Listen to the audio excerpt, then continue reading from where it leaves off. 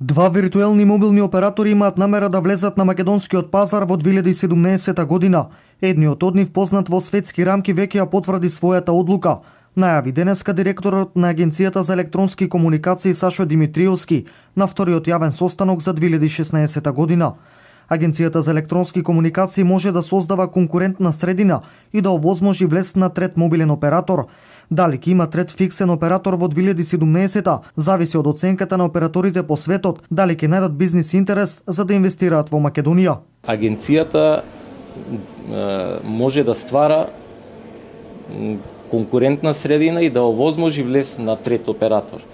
Значи, дали ќе има трет оператор зависи од операторите по светот, дали ќе најдат бизнис интерес да инвестираат тука. Оваа година имавме влез на еден виртуелен оператор. Очекувам, има преговори за уште два виртуелни оператори кои што колку толку ќе сепак ќе подобрат конкуренцијата.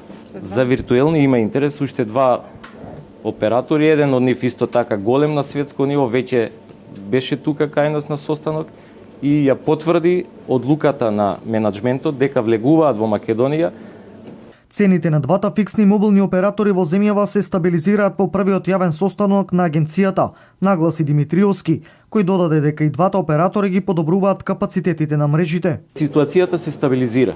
Во изминатиот период, мислам дека операторите увидоа дека ние цврсто стоиме до нашата намера да ги следиме цените кои што ќе бидат понудени од нивна страна, се прават секојдневни детални анализи и мислам дека тој тренд на зголемување на цените е на некој начин стабилизиран.